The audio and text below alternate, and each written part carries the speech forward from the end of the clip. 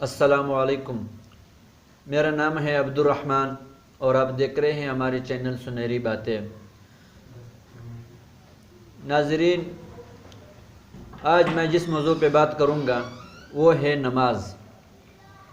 تو موضوع شروع کرنے سے پہلے میں قرآن کریم سے ایک آیات ذکر کروں گا آپ کے سامنے۔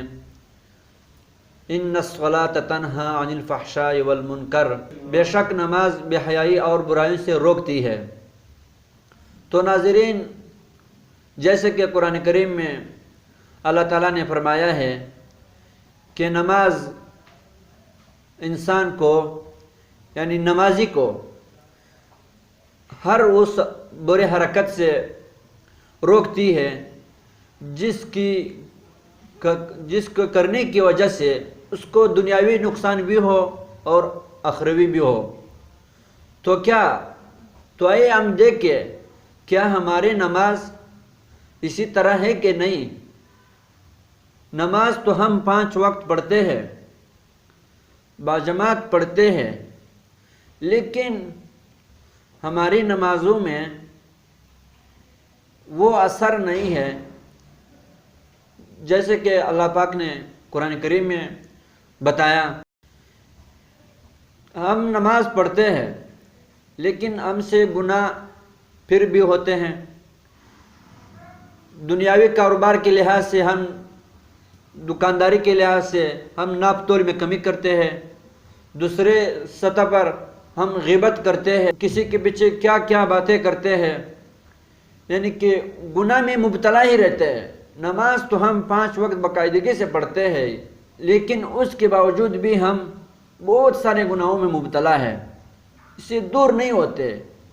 تو اسے معلوم ہوا کہ ہماری نماز میں وہ اثر نہیں جس کی وجہ سے ہم برے حرکتوں سے بچیں، جس کی وجہ سے ہماری زندگی میں سکون آ جائے، جس کی وجہ سے ہماری زندگی کی ساری پریشانی ختم ہو جائے، ہمارے مال میں ہماری زندگی میں برکت آ جائے۔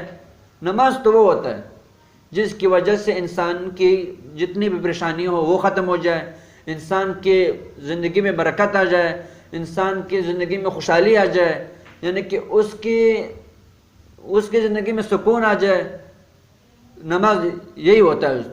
تو ناظرین، تو ہم دیکھیں اپنی نماز کو، ہم اپنی نماز کو ترجیح دے دیں۔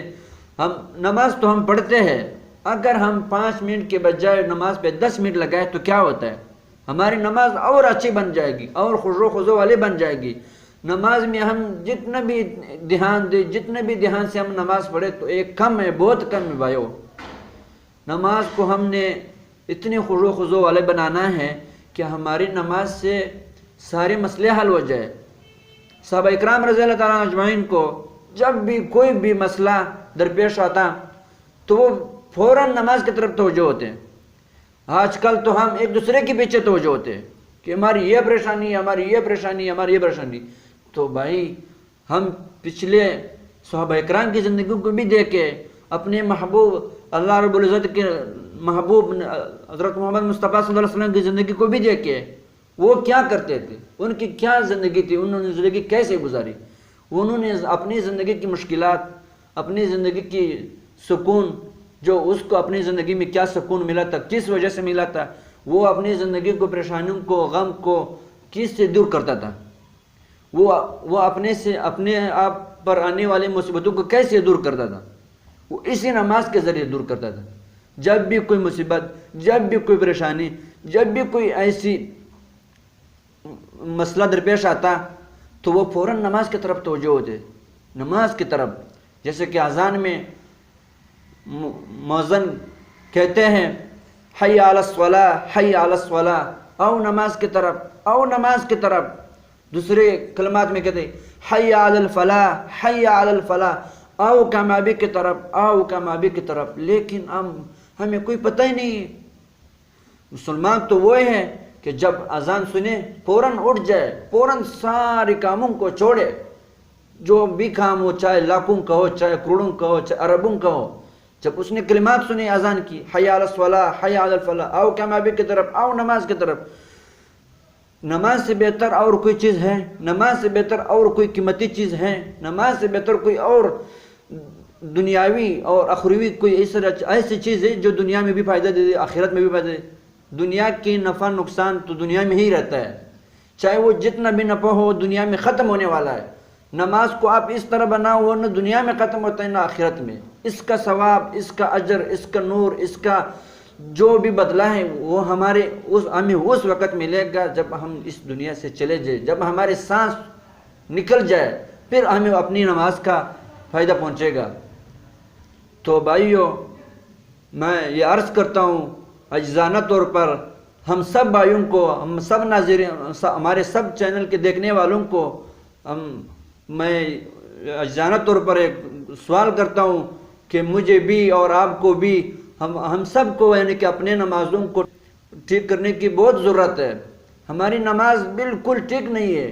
بہت سارے لوگ ایسے جو 5 وقت کی نماز تو باقاعدگی سے پڑھتے ہیں لیکن اس کو نماز آتا نہیں پڑھتا ہے۔